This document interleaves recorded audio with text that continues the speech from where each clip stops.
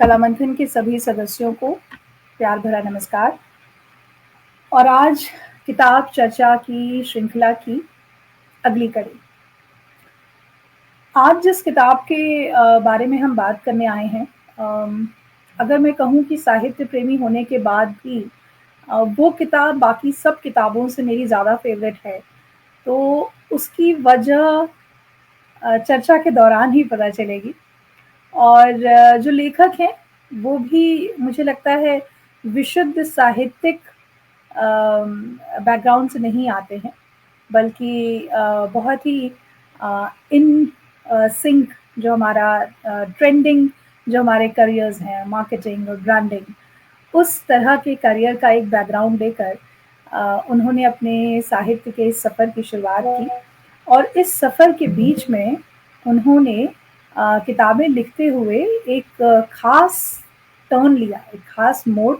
और वहाँ से उन्होंने मैं ये कहूँ कि अगर जनता स्टोर से ढाई चाल चलते हुए उन्होंने खुद से बेहतर बनाने की तरफ रुख कर लिया, तो ये गलत नहीं होगा। I guess I am good into introducing him. Naveen Chaudhary ji, बहुत बहुत शुक्रिया आज नमस्ते। के दिन इस वक्त निकालने का। Thank you. और आज हम आपको समझ आ गया होगा कि आज हम किस किताब के बारे में चर्चा करने जा रहे हैं, खुद से बेहतर। तो सबसे पहले तो नवीन जी मुझे ये बताएं कि coming from a non literary background, marketing, branding, वहाँ से किताबों की तरफ कैसे आए? और दो प्योर फिक्शन किताबें जो बहुत पॉपुलर हुई, जनता स्टोर, ढाई चाल, 2019 में करीब जनता स्टोर आई, 2021 में ढाई चाल आई और बहुत जोर शोर से मतलब एक पूरे शोर शराबे के साथ आई। और पाठकों ने बहुत पसंद किया। And suddenly you took a turn towards self help book. तो ये जो पूरा एक सफ़र था, सबसे पहले थोड़ा सा उसके बारे में जानना चाहेंगे। जी। मार्केटिंग में होने के कारण आदमी साहित्य से नहीं जुड़ेगा, ये अक्सर कहा जाता है, पर ऐसा कोई कारण नहीं है। पढ़ने का हम्म, शौक तो खैर किसी को भी हो सकता है। हालांकि मैं ये भी नहीं कहूँगा कि मैं बहुत पढ़ाकू हूँ, पर मैं ठीक ठाक पढ़ लेता हूँ। पढ़ने का शौक था। और कहानी की अगर बात करें तो देखिए, मार्केटिंग वाले भी स्टोरी टेलिंग ही करते हैं। अगर हम हम्म, कोई एड बनाते हैं, कोई प्रोडक्ट बनाते हैं, हम स्टोरी टेलिंग ही करते हैं। जी। फर्क इतना सा है कि हम कहानी को किसी और रूप में बताते हैं, और फिर कहानी जो हम पाठकों के सामने लाते हैं उसका रूप अलग होता है। तो पढ़ने का शौक था और कई मन में कहानियां थी, तो लगा कि उसको पहुंचाया जाए। तो उसमें जनता स्टोर आई, पहले ढाई चाल आई, और अब खुद से बेहतर। आपने भी कहा है यू टर्न कैसे, मतलब यू टर्न क्या है, ये टर्न कैसे कि फिक्शन से हम अगर सलसल पाए हैं। मुझे नहीं लगता कि ये बहुत टर्न है। ऐसा मान लिया जाता है कि आप फिक्शन लिखते रहे, और उसमें भी अगर आप एक जॉनर में हैं तो एक जॉनर में लिखते चले गए। जबकि हम्म, मेरे साथ ये होता है कि मैं किसी पैटर्न की मैं किसी मतलब एक जॉनर में फिक्स होने की जगह मैं कुछ चीजों को हमेशा मानता हूँ, उन चीजों के ऊपर काम करता हूँ। जैसे मुझे हमेशा लगता है कि जो मेरे पास नॉलेज है किसी भी तरह की, वो मेरे से आगे की जनरेशन को मिलनी चाहिए।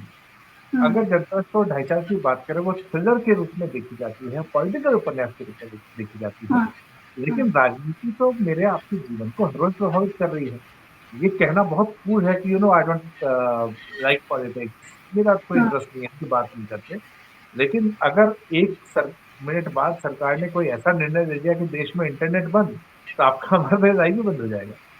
तो ये तो हाँ, सरकार का निर्णय है, सरकार का निर्णय हमारे ऊपर निर्भर करता, हमारे जीवन को प्रभावित करता है। इससे हमारा इंटरेस्ट लेना न लेना फर्क नहीं पड़ता।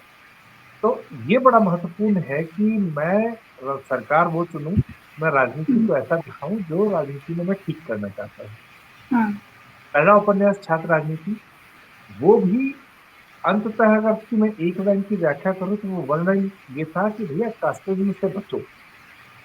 छात्रों के बीच में जातिवाद का जो जहर था वो उसमें आया, और यहाँ पर मैंने हाँ, वो ज्ञान नहीं दिया है, तो एक थ्रिलर के माध्यम से आती हाँ, चली गई कहानी कास्ट कैसे जीवन का हिस्सा बने। हाँ, दूसरी जो कहानी है ढाई चाल है कि किस प्रकार से मीडिया का इस्तेमाल आपके माइंड को चेंज करने के लिए किया जाता है, एक नैरेटिव ब्रेक करने के लिए किया जाता है। और इसी किताब में पाठक जो है, मेरी बनाई कहानी के नैरेटिव के साथ उनके नैरेटिव कम से कम 3 बार चेंज होते हैं पूरी किताब के अंदर। और यही मैं आपको बताना चाह रहा हूँ कि आपको कोई भी ऐसे घुमा न दे, आप अपने विवेक का इस्तेमाल करें और फिर तय करें। तो ये कहानियों की बात है। तीसरा हिस्सा जो सेल्फ हेल्प है, एक युवाओं का बड़ा वर्ग इन किताबों की वजह से मुझसे जुड़ा, करियर की वजह से कई बार लोग मिलते ही रहे हैं। ये सवाल मुझसे लगातार आता रहा उपन्यासों के अलावा कि नवीन भैया ये समझना है, ये बता दीजिए। करियर से जुड़े बहुत प्रश्न मेरे पास आते रहे हैं। बहुत पहले से आते रहे हैं, किताब आने के बाद वो प्रश्न थोड़े ज्यादा बढ़े जब लोगों ने देखा कि मैं प्रोफेशनली किस जगह पर हूँ। तो मुझे लगता है कि ये भी कहीं न कहीं मेरा एक दायित्व तो बनता है कि मैं जो जानता हूँ, जो मेरे पास इन्फॉर्मेशन है, उसको मैं आपको पहुँचाऊँ। अब इसको कहानी के माध्यम से कहना थोड़ा-सा कठिन होता है। तो मैंने इसको प्योर एक नॉन फिक्शन फॉर्मेट में लिख दिया। लोगों को बता दूं कि यहाँ पे नवीन ये कह जरूर रहे हैं कि इसे कहानी के माध्यम से कहना कठिन था, जिसको कि मैं बिल्कुल यकीन करती हूँ। लेकिन फिर भी कहानी ना लिखने के बाद भी एक सेल्फ हेल्प के तौर पे ये बहुत रोचक किताब है। ये आपको बोरियत या प्रीची नहीं लगती है, which is a very good thing. I mean I wanted to congratulate you because जिन बच्चों के साथ में मेरा इंटरेक्शन था और जिनको मैंने किताबें दी, जी। वो 11वीं 12वीं के छात्र हैं। और 11वीं 12वीं के छात्र आप समझ सकते हैं कि वो बहुत जल्दी में रहते हैं, उनको बहुत बहुत ज़्यादा ठहराव नहीं है, कुछ उम्र का तकाजा है, कुछ आजकल के की जनरेशन का है। लेकिन उन्हें मज़ा आया, उन्हें चीज़ें पढ़ने में, बिकॉज जिस तरह से हर चैप्टर को डिज़ाइन किया गया है, थोड़ा सा उसके अंदर कोई एक proverb है या कोई एक लाइन है which is a quote by someone, then there is a design, and फिर कुछ जगहों पे पॉइंटर्स में है, कुछ जगहों पे एनेक्डोट्स हैं। तो वो एक रिफ्रेशिंग तरीके से लिखी गई किताब है। इस तरह की किताबें हिंदी अंग्रेजी में बहुत सारी हैं, और जो हिंदी में है वो अंग्रेजी का तर्जुमा यानी कि उनका अनुवाद है, धन्यवाद। जो हम समझते हैं कि बहुत अच्छे अनुवाद भी हो सकते हैं, लेकिन जो समस्याएं किसी यूएस के बच्चे को या किसी फॉरेन कंट्री के बच्चे के साथ जो दिक्कतें आ रही हैं, युवा के साथ आ रही हैं, वो हमारे युवाओं के साथ नहीं है। ऐसे में हिंदी में किताब लिखनी बहुत ज़रूरी थी। लेकिन आपके जहन में वो ख्याल कैसे आया?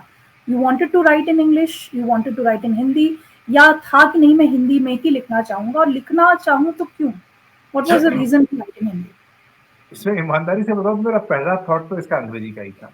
हुँ, कारण ये है कि ऐसी किताबें अंग्रेजी में ही पढ़ी जाती हैं और जो लोग आगे बढ़ना चाहते हैं, वो अंग्रेजी ही पढ़ना चाहते हैं।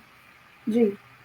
मगर 2 चीज़ें हुई और ये डिस्कशन के दौरान था कि हिंदी तो होगा ही, ये तो निश्चित था कि हिंदी हुँ, होगा, लेकिन मैं हुँ, इसको अंग्रेजी करके हिंदी करना चाहता था। लेकिन जब हुँ, अरविंद से इसके बारे में बात होती है, जो मेरे प्रकाशक हैं, तो जी, उन्होंने एक बात कही जिसके बाद मैं सोच में पड़ा। उन्होंने कहा कि आपका मूल पाठक हिंदी का है, हाँ, उसको हिंदी में पहले किताब मिलनी चाहिए। और मैं थोड़ी देर उसके बाद सोचता रहा कि मैं अपना कमर्शियल एंगल देखूँ या मैं इस सोशल एंगल को भी देखूँ। तो वहाँ मुझे महसूस हुआ कि वाक़ई मेरा एक बहुत बड़ा पाठक वर्ग ऐसा है, जो होना चाहता है अंग्रेजी की तरफ, पर उसको समझ में हिंदी आती है। और अभी तक जो मैं बना हूँ एक लेखक के तौर पे, वो प्यार तो उन्होंने ही दिया है मुझे। तो हुँ, मैं जो है बिल्कुल। अपने इस छोटे अंग्रेजी करना तो किसी भी दिन हो जाएगा। इस चीज़ के लिए मैं उनको क्यों पीछे करूँ जिन्होंने आज तक मुझे आगे किया है। तो फिर ये हमारा तय हुआ कि ठीक है, हम पहले हिंदी लाएँगे और साथ-साथ अंग्रेजी नहीं आएगी, अंग्रेजी को हम बाद में लाएँगे, ताकि जिनको हिंदी पढ़ने में आनंद आता है, वो हिंदी पढ़ें, हिंदी के साथ कंफर्टेबल हों, उसको सीखें। और उसके बाद जो हिंदी नहीं पढ़ सकते हैं, उनके लिए हम 3, 4, 5 महीने के बाद अंग्रेजी में ही इस किताब को ले आएँगे। हुँ। सो हिंदी ज़ाहिर बात है, जब आप इसको हिंदी में लेकर के आते हैं, और बहुत सारे लोगों ने इसको बहुत प्यार दिया, बहुत सारे लोग पढ़ रहे हैं। इनफैक्ट मैं अभी उस दिन देख रही थी कि आप शायद किसी यूनिवर्सिटी में भी गए थे। जी, मैं खुद बच्चों के साथ लेके गई, कुछ और लोग हैं जिन्होंने किताबें बल्क में खरीदी हैं, लाइब्रेरीज़ में देने के लिए, बच्चों को देने के लिए। ऐसे में जब एक तरफ हिंदी साहित्य की किताबें हैं, खास आपने भले उसमें आपने कुछ किसी खास चीज़ को लिखने के लिए यूज़ किया, लेकिन साहित्यिक किस्म की किताबें थी, फ़िक्शन था वो, जी, और आपने इधर सेल्फ हेल्प लिखा।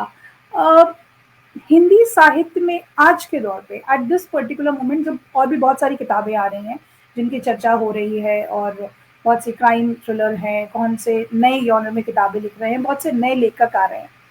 तो हिंदी साहित्य की बाउंड्रीज कुछ ब्लर हो रही हैं। हम्म। ऐसा महसूस होता है आपको? और अगर होता है तो व्हाट इज योर व्यू कि ये मुझे बाउंड्रीज लगता है कुछ लोग हो ब्लर तो कर गई रहे हैं है, उनमें? होना भी चाहिए। नहीं, हम्म। होना चाहिए। हम हिंदी साहित्य को बिल्कुल जैसा संस्कृत के साथ हुआ था वैसा ही हिंदी साहित्य के साथ हुआ है। हिंदी साहित्य को जबरदस्ती कैद उसमें दायरे में बांधने की कोशिश की गई है, जबकि हाँ। साहित्य को आप दायरे में कैसे बांध सकते हैं? तो खुला छोड़िए। यहाँ पर ये तय होने लगा पिछले कुछ वर्षों में कि क्या लिखा जाएगा वो साहित्य होगा, और कौन लिखेगा तो साहित्य होगा। ये हम्म। दोनों ही चीजें चल रही है, किसका लिखा हुआ और क्या लिखा हुआ इनके ऊपर चल रहा है। आप अंग्रेजी में देखें, क्या अंग्रेजी में ये चर्चा आपको दिखती है क्या कि कौन सा साहित्य है कौन सा नहीं है? लोग हम्म। जॉन ग्रिशम को भी वैसे ही पढ़ते हैं, जेम्स पैटरसन को भी वैसे ही पढ़ते हैं, और अरुंधति रॉय को भी वैसे ही पढ़ते हैं, सलमान रश्दी को भी वैसे ही पढ़ते हैं। हम्म। सबका अपना अपना एक जॉनर है, सबका अपना एक ऑडियंस है, और सभी तरह के विषय लिखे जा रहे हैं। या अपने यहाँ हिंदी में क्राइम को बड़ी बुरी नजर से देखा जा रहा है, वहां पर क्राइम को सेलिब्रेट किया जाता है, बाकायदा फेस्टिवल हो रहे हैं उसके ऊपर, क्राइम के ऊपर गोल्डन डेकर अवार्ड दिया जाता है। तो जॉनर तो सभी तरह के हैं, और पाठक तो ये शुरू से कह रहे नहीं नहीं पाठक को हम आदर्शवादी बना देंगे, ऐसी ही किताब पढ़े। अरे एबीसीडी सिखाई नहीं आपने, और आप चाह रहे हो कि वो जो है बैठ के शेक्सपियर की तरह लाइन लिखना शुरू कर दे। ये संभव नहीं। तो हम्म। पढ़ने दीजिए, और आदर्शवादी बनाने की जिम्मेदारी मेरी और किसी और लेखक की नहीं है। हम्म। मेरा काम है संदेश देना। मैंने आपको जब पिछले उपन्यासों के उदाहरण में भी यही कहा कि मैं तो ज्ञान हम्म। नहीं दे रहा हूँ, मैं आपको कहानी बता रहा हूँ, कहानी से ज्ञान आप निकाल देना। तो हम्म। मुझे किसी पाठक को आदर्श नहीं देना, हमें लिखना चाहिए। पहली प्राथमिकता मेरी दृष्टि से ये है कि ज्यादा से ज्यादा पाठक हमसे जुड़ते चले जाए। पाठक जी। जुड़ेंगे, उनका एक वर्ग अपने आप किसी एक विषय को पढ़ना शुरू करेगा, और विषयों का परिवर्तन आना शुरू हो जाएगा। हम्म। मैं कभी सोच नहीं सकता था कि मैं नॉन फिक्शन किताबें पढ़ूंगा। मैंने किताबें पढ़नी जो शुरू की वो ज्यादातर कहानियों से शुरू हुई है। कहानियां बिल्कुल। शुरू की, क्राइम की भी किताबें पढ़ी, प्रेम कहानियां पढ़ी, और धीरे धीरे जब मेरे पढ़ने की एक आदत डेवलप हो गई, तो उसके बाद ही मेरी रुचि उन विषयों पर जो मैं जानना चाहता हूँ उन पर नॉन फिक्शन पढ़ने के साथ शुरू होती है। तो ये हम्म। पाठक की यात्रा है, और ये यात्रा इसी तरह से चलेगी। जिस दिन हम बांधेंगे, हमारा मार्केट खत्म होता चला जाएगा। ऐसा इससे सिर्फ आपत्ति हो जाएगी तो मार्केट कैसे कह दिया आपने हिंदी में, राम राम राम। लेकिन सच ये है कि बाजार खत्म हो जाएगा। जो साहित्यकार आज आपको अधिकतर जगह पर, जब हम सोशल मीडिया पे विवाद देखते हैं, आप देखिएगा कि जो विवाद करते नजर आ रहे हैं, इनमें से अधिकतर किताबें बिकती ही नहीं। उन्होंने घोषित किया हुआ कि हम एक महान साहित्यकार हैं, हमने जो रचा, ब्रह्मा के बाद दूसरी रचना उन्होंने की है। तो उनका मानना मेरा है कि दूसरा ब्रह्मा के बाद सवाल दूसरी रचना इसके उन्होंने बाद की मैं इसी सवाल पे आना चाह रही थी कि क्या अभी भी साहित्य, खास तौर पे हिंदी साहित्य को मार्केटिंग से गुरेज है? हम इसे मतलब हम ब्लंटली मार्केटिंग नहीं कर पाते हैं, उसे बुरा मानते हैं, है। या जो करता भी है उसे भी किसी खास खांचे में डालने की कोशिश करते हैं? बिल्कुल होता है, मेरे साथ हो रहा है ना। मेरे साथ तो अक्सर वो कहते हैं कि आपने मार्केटिंग की इसलिए किताब बिकी। आपने तो अच्छा लिखा था ना, आपकी तो नहीं बिकी। मैं मान लेता हूँ मैं तो बुरा ही लिख रहा था, किताब मैंने बुरा लिखा लेकिन बिक गई। आप अच्छा लिख रहे थे, आपकी बिकी क्या? तो प्रश्न ये है कि अगर किताबें पाठकों तक जाएंगी ही नहीं, मैं मार्केटिंग करके सरता जी आप तक किताब पहुंचा सकता हूँ, मैं आपको कन्विंस कर सकता हूँ कि ये किताब खरीद लो। लेकिन किताब खरीदने के बाद क्या वो बच्चों तक जो आपने पहुंचाई है, ये पहुंचाना मेरे हाथ में नहीं था। जब तक आपको नहीं उसकी योग्य, उस किताब की वैल्यू समझ में आएगी, आप नहीं पहुंचाएंगे। अगर मैं फिक्शन लिखता हूँ, वो फिक्शन अगर आपको पढ़ के समझ में नहीं आया, तो आप आगे रिकमेंड नहीं करेंगे। हो सकता है आप मेरे से रिश्ते न खराब करें, तो आप बुराई भी ना करें, लेकिन आपने तारीफ भी तो नहीं की फिर उसकी। तो मैं तो वहीं खत्म हो जाऊंगा मार्केटिंग करते करते। कुछ दिनों के अंदर एक बार हाइप बनेगी, खत्म हो जाएगी। किताबें आगे इसलिए चल रही है क्योंकि उसकी मार्केटिंग हो रही है। जनता स्टोर पर तो मुझे नहीं लगता कि पिछले 2 साल में मैंने एक शब्द भी लिखा होगा, लेकिन आज भी जनता स्टोर मेरी सेकंड नॉवल से ज्यादा बिक रही है, क्योंकि उसने विद द टाइम एक अपना वो बनाना शुरू किया, पाठकों में जगह बनानी शुरू किया। पाठक खुद ही सजेस्ट करते हैं, और मुझे पता है यही विज्ञान के साथ होगा, यही खुद के बैठक के साथ होगा। तो ज्यादातर लोगों को जो गुरेज है, उनमें से बहुत से लोगों के इनबॉक्स मेरे पास पड़े हुए हैं। व्यक्तिगत मुलाकातों में ये पड़ा हुआ है कि भाई हमें भी कुछ बताओ, हम क्या करें। चाहते सब हैं।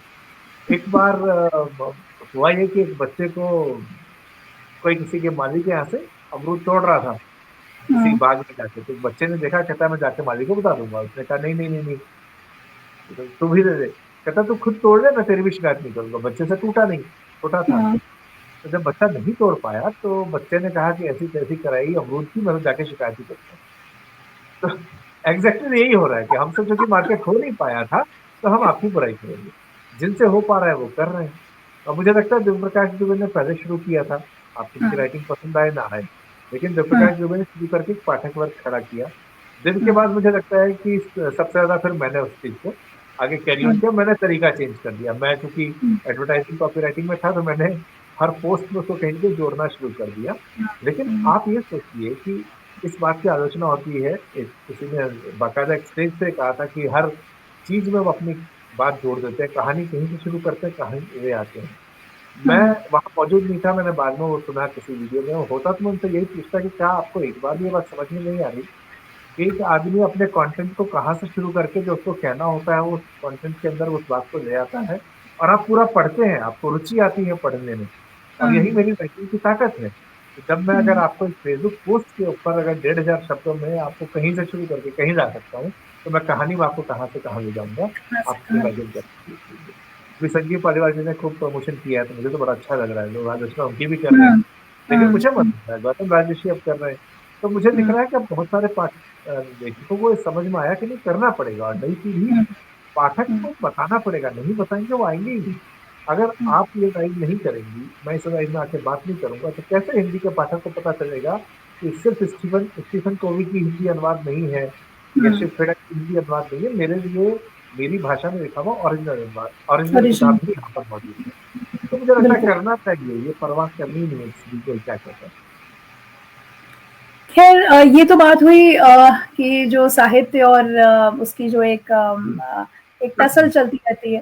अ, आपने एनेक्डोट्स की बात की, एक छोटा सा आपने अभी एग्जांपल दिया कि एक बच्चा था जो अमरूद तोड़ने गया था। ऐसे बहुत सारे छोटे-छोटे एनेक्डोट्स हैं आपकी किताब में, जो एक तो इसकी रोचकता बढ़ाते हैं, एक पूरी फ्लो में चलती है किताब, क्योंकि वो बीच-बीच में ना कहानी का मज़ा देते हैं। कि छोटी-सी कहानी आई और फिर हमने उसके बारे में बात की। ये एनेक्डोट्स में जितने लोग हैं these are the real people या एक लेखक के किरदार हैं ये? इसमें 90% लोग असल हैं। दो तीन ओके। लोगों का मैंने सिर्फ किरदार बना दिया, क्योंकि वो कोई या तो अपना नाम नहीं कहना चाहता था, या कहीं जी। कहीं पर मुझे लगा मैं ही अपनी ही तारीफ कितनी बार करूं, तो मैंने कहा कि तो किसी और का नाम से शुरू से है। जैसे एक उसमें अभिनव का एग्जाम्पल है, वो मैंने अपनी जी। ही बात उसमें लिखी है। अभिनव बहुत सारे प्रोजेक्ट्स में बुलाया जाता है, और ये आखिरी नौकरी मेरे साथ था, एचआर को कोई इवेंट कराना है तो मैं उसमें होता था। और इसके अलावा अगर कोई इंटर डिपार्टमेंटल कोई भी अगर प्रोजेक्ट बनना है तो मैं उसका हिस्सा होऊंगा। लेकिन ये जो चीज थी मेरे अंदर नहीं थी, मैंने भी किसी से सीखा। तो इससे पहले मेरा एक मैनेजर था जिससे मेरी बनती नहीं, उसके और मेरे बीच में बिल्कुल नहीं बनी। लेकिन उस मैनेजर की सबसे खूबसूरत बात ये थी कि वो बहुत सारी चीजों में हिस्सा लेता था। उसके हिस्सा लेने का दो फायदे थे, एक तो उसकी अपनी हिचक बहुत चीजों में खुलती थी, दूसरा उसकी पहचान बननी शुरू हो गई। तो मुझे लगा कि मैं इसे कितना ही चिढ़ूं, कितना ही नाराज हो जाऊं, लेकिन कितनी अच्छी बात वो कर रहा है, मैं ये सीखता क्यों नहीं है इससे। तो मुझे लगता है कि शत्रु से या जैसे नाराज हो उससे भी अच्छी बातें सीखनी चाहिए। वही मैंने इम्प्लीमेंट किया, और उसका असर ये हुआ कि मुझे अपने करियर में बहुत फायदा मिला इस चीज का। तो कुछ एक जगह पे मेरे हैं, एक आध जगह पे कुछ लोगों की कहानियां हैं, पर वो नहीं चाहते थे कि उनका नाम वहां पर आए, तो फिर उनका नाम नहीं मेंशन किया गया। तो लेकिन है, इसमें 90% लोगों को आपको जो ढूंढेंगे तो आपको लिंक्डइन पे वो मिल जाएंगे। एक खास जगह पर आपने जिक्र किया है अंग्रेजी में सोचो, और जी। आपने बकायदा अपना एक एग्जाम्पल शेयर किया कि मैं जब पढ़ता था तो मैं सारे डिबेट्स में जीत रहा था, सारी चीज़ें कर रहा था। लेकिन जब कॉलेज प्लेसमेंट की बात आई तो मेरा प्लेसमेंट नहीं हुआ, और जब प्रोफेसर मुझसे नाराज़ हुए कि भाई जो सबसे ज़्यादा बोलने वाला कॉन्फिडेंट बच्चा है वही उसी का नहीं हो रहा है, तो मैंने उसे बात कही कि आप मुझे इंटरव्यू में बिठा दो, मैं क्रैक कर लूँगा, लेकिन मैं ग्रुप डिस्कशन नहीं कर सकता। And then you analyse yourself, और आपको समझ में आया कि जब तक बाकी बच्चे, बात वही आती है हिंदी और अंग्रेजी वाली, कि जब तक बाकी नोएडा और दिल्ली के जो बच्चे थे वो अपनी बात कहते, तब तक आप उसे हिंदी में से अंग्रेजी में उसका का अनुवाद करते थे, और तब तक वो बच्चे बोल चुके होते थे आपका पॉइंट। बिल्कुल। यहाँ मेरे दो सवाल हैं। एक तो ये कि इस चीज को जब आप शेयर कर रहे थे तो जाहिर बात है अभी थोड़ा सा एक करियर में एक पोजीशन हासिल हो गई है, तो क्या अपनी कमी या फेलियर को शेयर करना आसान था? Was that one of the reason? And second एक चीज कि क्या जो बड़े हैं हम, अगर हम एक जनरल बातचीत करते हैं, because you are a parent, we lot of parents are joining us, क्या हमारे और बच्चों के बीच में, यंगस्टर्स के बीच में, चाहे वो छोटे भाई बहन ही क्यों ना हो, कजन्स क्यों ना हो, क्या हमारी सक्सेस का जो एक वो लार्जर देन लाइफ हमने अपने आप को बना रखा होता है और हम अपने फेलियर शेयर नहीं करते हैं, is that a barrier between the young generation and the prior generation? It is. ये हमारे साथ शुरू से हुआ है कि हमारे पास बड़े लोगों की सिर्फ अच्छी बातें कही जाती हैं, उन्होंने यही अचीव किया।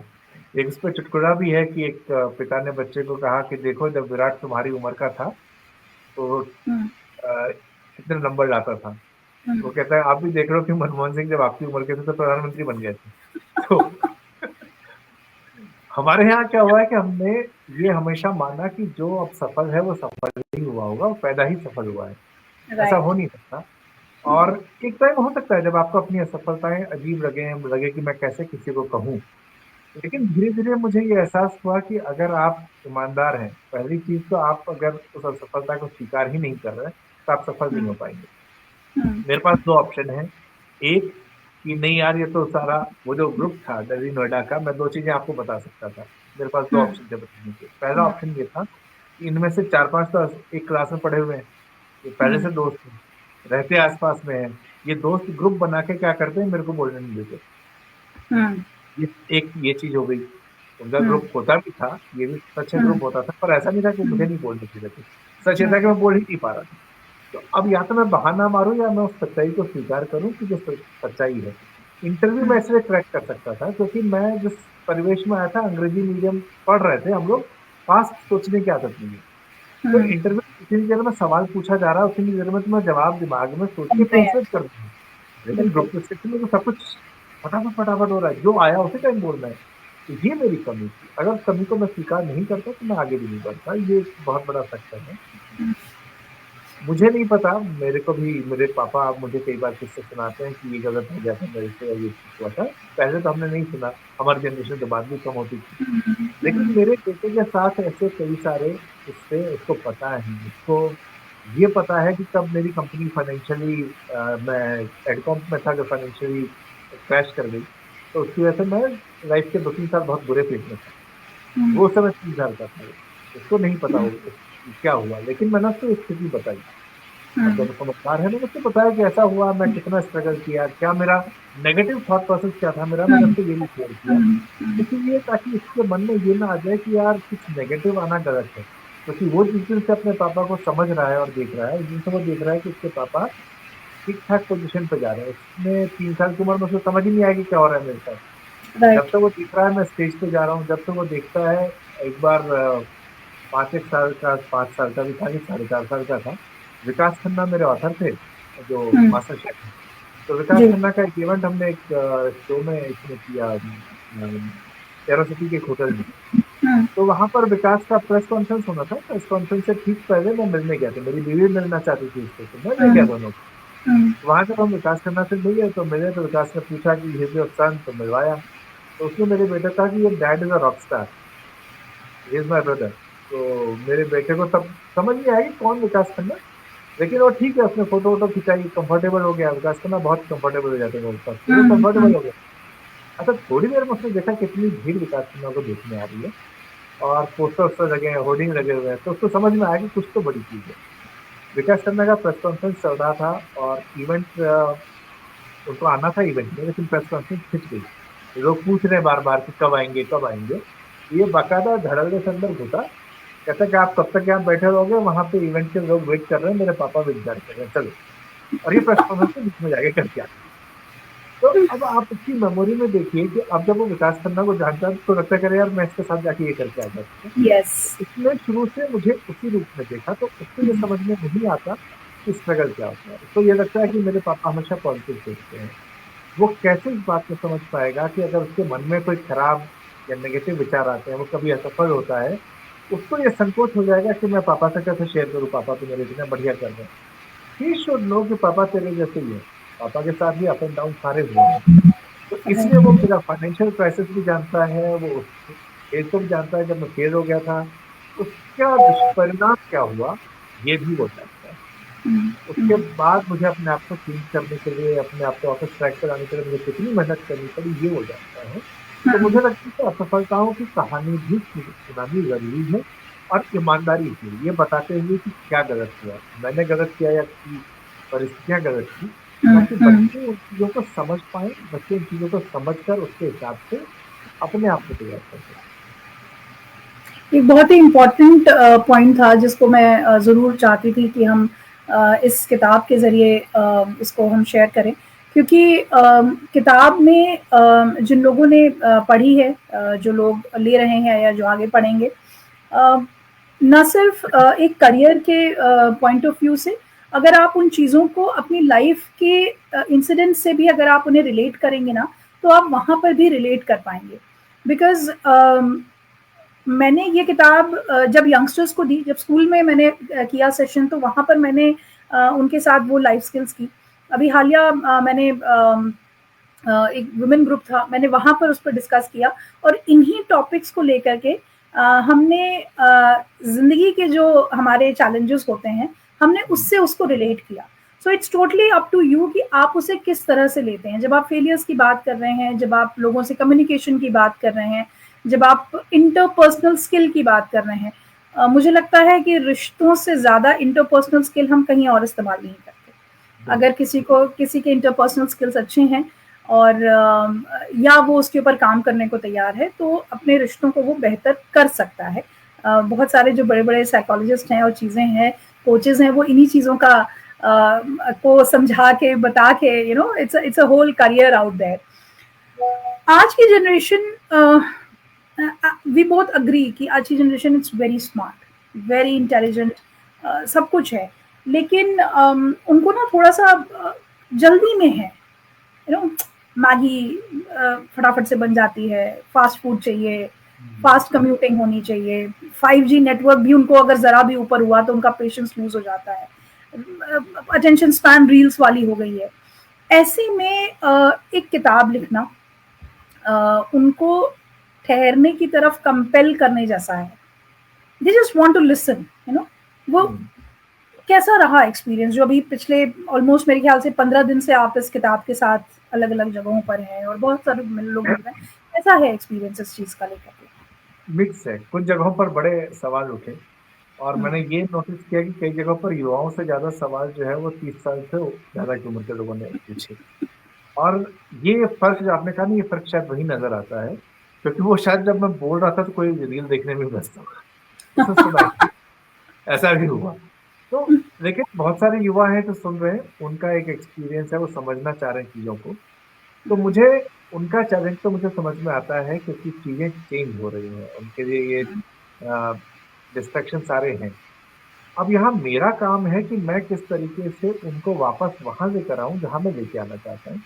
तो जो एनेक्डोट्स की आपने बात की, ये करना जो है बहुत जरूरी इसलिए था, क्योंकि अगर मैं ज्ञान दूंगा तो वो सोशल मीडिया पे कहते ही है ना कि यार हमारा अपना ही ज्ञान नहीं समझ पा रहा है, मीम चलता है, ज्ञान बिल्कुल। बाकी ज्ञानी है। तो बेसिक ज्ञान सबके पास है। जो मैंने कहा है इस किताब में, हो सकता है आपको पढ़ते हुए 90% चीजें लगे कि ये तो मुझे पता था, आप वेरी उसमें क्या ट्रू। नहीं कर रहे। मैं सिर्फ आपको नई बात ये बता रहा हूँ कि ये होता है, अगर आपको पता था तो मैं एक तो आपको रिकन्फर्म करा रहा हूँ। दूसरा, आपको ये पता होगा कि ये होता है, मैंने आपको रास्ता भी बताया कि कैसे से कर सकते हैं। साथ ही साथ मैं रीइंफोर्स करने की कोशिश कर रहा हूँ किसी की कहानी के माध्यम से कि हाँ, ये सब ज्ञान की बात नहीं, ये वाकई होता है।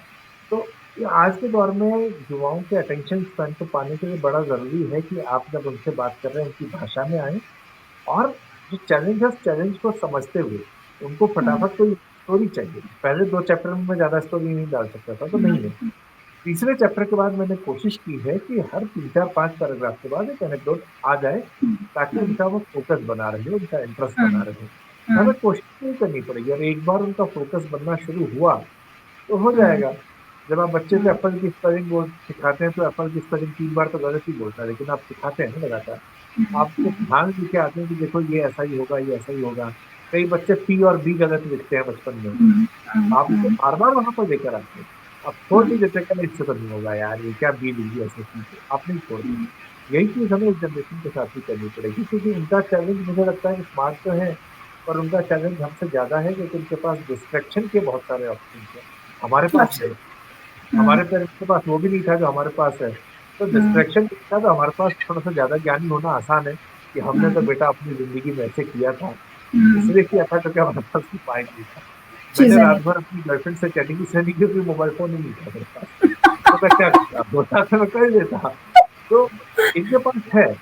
अब इनको ऐसे टाइम में ये बताना कि नहीं, वो आप चैट कर रहे हो, चैट करते रहे, लेकिन एट द सेम टाइम यही मोबाइल फोन आपको एक क्लिक से आपको जो इन्फॉर्मेशन चाहिए उस इन्फॉर्मेशन तक भी पहुंचा सकता है। मुझे वहां तक उनको लेके जाना है, उनका जो मीडियम है उसी मीडियम में।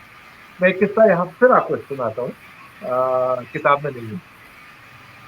मेरे बेटे को 4 साल की एज में मुझे पता चला उसको एम्ब्लायोपिया है। ठीक है। एम्ब्लायोपिया जो होती है, जिनको पता है वो जानते हैं कि जिनको नहीं पता मैं उनके लिए बताऊं, आपकी एक आंख कमजोर होती है बचपन से, और आप क्या करते हैं, देखना जो आंख तेज है आपकी आंख ऑटोमेटिकली वही देखने शुरू करती है, तो बिल्कुल। दूसरी आई तेजी आई हो जाती है, वो आंख नहीं देखती, लेकिन आप रोशनी नहीं देगी।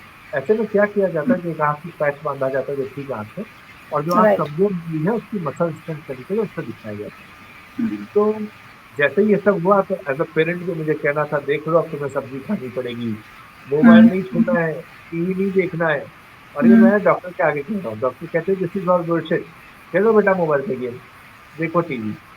मैंने कहा क्या है, तो उन्होंने मुझे कहा कि नवीन जी, आप क्या चाहते हैं, बच्चे की आंख ठीक करना, आंख ठीक करने के लिए जरूरी है कि उसकी जो आंख है वो कंटिन्यूअसली फोकस करे। तो अगर आप उसको एक आंख बंद करेंगे वो इरिटेट वैसे ही होगा, एक आंख से उसको देख रहे हैं, वो भी ऐसी आंख से देखेगा, वो क्या है, तो कैसे करेगा, मोबाइल गेम में उसको मजा आएगा, आप उसको मोबाइल गेम खेलने दो। आप देखो खुशी खुशी वो आंख, एक आंख पर पैच लगा के मोबाइल गेम खेलेगा, और उसका फोकस होना शुरू हो जाएगा। Now this is the only option. और मैंने ये किया, करीब 3-4 साल लगे, 3 साल के बाद उसकी आंख भी नॉर्मल आ गई, लेकिन इस समय जैसी समस्या है उसका समाधान वैसा ही है। अगर ये समस्या शायद मेरे बचपन में हुई होती तो मुझे किताब पढ़ने को कहा गया होता, इसके समय राइट। में नया समाधान था तो कहा नई चीज की जाए। तो मुझे लगता है कि जैसी जनरेशन वैसा सोल्यूशन ये बिल्कुल आपने बात कही कि जब मैं इसी सेशन की बात करूंगी, और बिकॉज हमने दो स्कूलों में सेशन किया था, दोनों बॉयज स्कूल थे, तो वहाँ पर हम इस किताब के साथ साथ we had done a session on cyber awareness. तो हम बहुत सारी मुद्दों के ऊपर वहाँ पे बात कर रहे थे। तो मैंने सेशन ऑलमोस्ट हम आधे से ज़्यादा हो चुका था, तो I just through a question की सो आपके हिसाब से कौन से आपके प्राइवेट इंफॉर्मेशन है, पर्सनल इंफॉर्मेशन है, जो आपको कहीं भी साइबर वर्ल्ड में नहीं जानी चाहिए। So the first answer which came was, ma'am WhatsApp chat और इंस्टाग्राम चैट। हाँ, मैं भी नहीं चाहूंगा। अब अब वहां पे जो टीचर्स खड़े थे स्कूल के, मुझे तो हंसी आई, बाकी पूरी क्लास हंस रही है, और वहां जो एक सर थे ना, वो बिल्कुल मतलब बड़े स्ट्रिक्ट, मैम बहुत उससे पढ़ा रही हैं, तुम तो थोड़ा ध्यान दो। मैंने कहा सर आई हैंडल, आप जाएं। जो वो चले गए। मैंने कहा घर पे यही होगा अगर ऐसे बोलोगे तो। एंड देन वी हैड मतलब एक बड़ा लंबा सा डिस्कशन हुआ, और मुझे ऐसा लगा कि वो बहुत मतलब उन्होंने अपनी जो बहुत जरूरी बात थी उनके हिसाब से उन्होंने कही, फिर हम वापस उस मुद्दे पर लेकर आए कि भाई वो तो बिल्कुल, उसको तो आपको बिल्कुल संभाल के रखना है, मैं जिन चीजों की बात कर रही थी वो ये था। तो यस, मेरे ख्याल से जितना हम ज़्यादा उसे ओपन डिस्कशन करके रखें, अपनी प्रॉब्लम्स को शेयर करना बच्चों से, यंगस्टर्स से, कि how we have come up to this point is very important. और मैं पाठकों को वही बताना चाहूँगी, यहाँ पे जितने लोग जुड़े हैं, कि इस किताब में इसका जो एक टैगलाइन है वो है करियर में सफलता के 15 सूत्र। और इसके अंदर आपको जितने भी पॉइंट्स मिलेंगे, बिल्कुल सही कहा नवीन जी ने, बहुत सारे मुद्दे ऐसे हैं जो आपको लगेगा अरे ये तो हमें पता था, ये तो हमें चीज़ें मालूम थी, लेकिन अक्सर जो चीज़ें हमें मालूम होती हैं उनके बारे में ही हमें दोबारा रिविजन करने की ज़रूरत होती है, क्योंकि आपाधापी में हम वो चीज़ें भूल जाते हैं, कई बार खुद भी भूल जाते हैं, कई बार बताना भूल जाते हैं। Again coming back to the book, जी। सेल्फ हेल्प की किताब, क्या इसका कोई सेकेंड एडिशन आने वाला है, क्या इसके हम आगे कुछ मिलने वाला है, या अभी हम अगेन वैसा 2-2 साल वाला गैप देखेंगे, क्योंकि 3 किताबों में 2-2 ढाई साल का अंतर रहा है। So what is next? मेरे से बहुत फास्ट हो नहीं पाता, और शायद इसका कारण ये है, और शायद यही कारण है कि तीनों किताबें पसंद की गई, क्योंकि मैं मशीन की तरह नहीं लिखना चाहता। मुझे जब तक मैं खुद कन्विंस नहीं होता किसी चीज से, तब तक मैं उसको नहीं लिखता। तो मैं पहले उपन्यासों में भी यही हुआ कि जब तक मैं कन्विंस नहीं था पूरी स्टोरी पे, तब तक नहीं लिखा।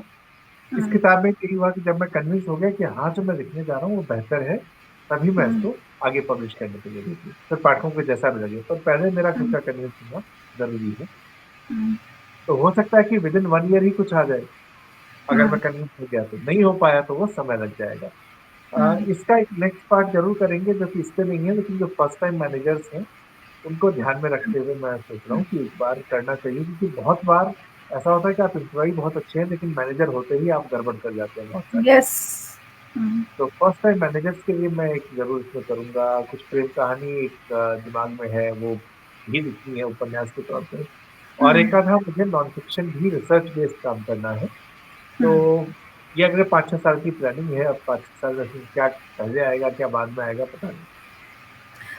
एक एक जाते जाते एक सवाल जहन में आया, जब हम इस किस्म की किताबें लिखते हैं, या किताबें अगर कोई और लिखता है, तो किसी भी अच्छी किताब, मतलब किताब को लेकर के आने के लिए किताब के लिखने के साथ साथ एक प्रकाशक का होना भी ज़रूरी है।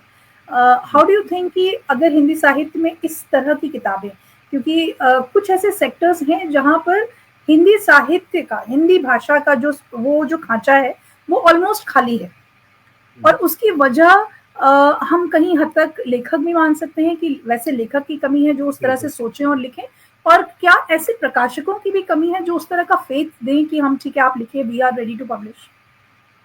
लेखकों के साथ प्रकाशकों की ज्यादा कमी है, क्योंकि लेखकों के साथ क्या होता है, जब किसी को लिखना हो तो लिख ही देता है। फिर वो कहीं न कहीं से छपवा लेगा, किसी छोटे प्रकाशक से सेल्फ पब्लिश करवा लेगा। पर फिर दिक्कत ये होती है कि वो आगे रीच नहीं हो पाती है किताबों की। राइट। हाँ। प्रकाशक जो है हिंदी में, अंग्रेजी में आपको दिक्कत बहुत नहीं दिखेगी। अंग्रेजी में आप देखिए भर भर के किताबें आ रही हैं। Penguin right. जब आप हिंदी में अनुवाद हिंदी शुरू किया तो अनुवाद के अंदर वो सेल्फ हेल्प भी लेके आ रहा है बहुत सारी, स्पिरिचुअल लेके आ रहा है, लेकिन हिंदी के प्रकाशक आपको ये करते हुए कम दिखेंगे। एक जगह कहीं उनकी आइडियोलॉजी परेशानी होती है। दूसरा जो है, उनके ऊपर साहित्यकारों का, जो हमने कुछ सवाल पहले चर्चा की थी, वो दबाव, उनके ऊपर एक बेवजह का दबाव उन्होंने लिया हुआ है उस साहित्य को अपने कंधे पर ढोने का। उस ढोने के चक्कर में अगर किताब आपने दे भी दी तो ये मान के चलिए वो किताब ही मार देंगे, वो उसको प्रमोट ही नहीं कर पाएंगे। वो साहित्य के दबाव में इसमें ज्यादा है। तो हिंदी में भी प्रकाशकों की कमी है। यहाँ मुझे लगता है कि अनबाउंड स्क्रिप्ट की मैं ये तारीफ करूंगा, इसलिए नहीं कि मेरे प्रकाशक हैं, उनके पास जाने का कारण भी मेरा यही था कि ये जो नया प्रकाशक है, ये नया प्रकाशक नए विषयों को एक्सप्लोर कर रहा है। मैंने उनको करते हुए देखा, तो एक्सप्लोर कर रहे हैं। तो मुझे उम्मीद थी कि जिस तरह का इनका डिस्ट्रीब्यूशन नेटवर्क है, ऑनलाइन जिस तरह की प्रेजेंस है, तो सेल्स में दिक्कत नहीं आएगी। मूल विषय है कि क्या इस विषय को वो ढंग से मार्केट में प्रस्तुत कर पाएंगे, जिसको उन्होंने की। तो अगर कोई पब्लिश करना चाहता है, कोई लिखना चाहता है, तो मुझे लगता है कि प्रकाशक बहुत सावधानी से। प्रकाशक कितना बड़ा कितना पुराना है ये मैटर नहीं करेगा। मैटर ये करेगा कि क्या वो उस विषय पर अच्छा पब्लिश करता है, और उस विषय पर वो किस तरह की चीजों को मार्केट कर रहा है। जैसे मुझे अगर सेल्फ हेल्प में अनबाउंड के अलावा कोई दूसरे को देखना होता तो वो मंजिल प्रकाशन में जाता, क्योंकि मंजिल उसके अंदर ज्यादा अच्छा काम कर रहा है, और पेंगुइन मेरी तीसरी चॉइस है। लेकिन यही अगर मुझे प्रेम कहानी लिखनी है तो पेंगुइन मेरी पहली चॉइस हो जाएगा, बाकी उसके बाद की चॉइस। लेकिन अगर मुझे कोई राजनीतिक उपन्यास लिखना है तो राजकुमार के पास ही रहना चाहूंगा, क्योंकि उनकी जिस तरह की कंटेंट है वो उधर है। तो आप धर्म समाज से जुड़ा, आप देखिए वाणी प्रकाशन काफी उसके ऊपर अच्छा छापता है। तो मेरी चॉइस हमेशा इस हिसाब से होती है कि मेरा कंटेंट क्या है, और उसके बाद ऐसा प्रकाशक जिसकी इस कंटेंट के अंदर एक स्पेशलिटी है और उसका मार्केट भी है, तो उस तरह से तय किया गया। सो जाते जाते हमने इनसे मार्केटिंग और राइटिंग टिप्स निकलवा ली, जो कि ये किताब में नहीं थी, लेकिन खास हमारे जो लोग हैं जो देख रहे हैं, कि जब आप लिखें तो प्रकाशक आपके कंटेंट के हिसाब से आप कोशिश करें प्रकाशक तक पहुंचने की, और ये भी कि जब आप लिखते हैं तो लेखक का उस विषय पर पूरा फेथ होना, पूरा विश्वास होना, और प्रकाशक का भी उस विषय पर फेथ होना, पूरा विश्वास होना कि हाँ, ये जरूरी किताब है, इस तरह की किताब को लाना चाहिए, ये बहुत ज़रूरी है। हिंदी साहित्य में के जो बाउंड्रीज़ हैं वो ब्लर हो रही हैं। मार्केटिंग को दोनों हाथों से स्वीकारा जा रहा है। अब इसे हम अच्छा माने, बुरा माने, ये totally up to the people's discretion, वो उसको समझ सकते हैं, स्वीकार सकते हैं।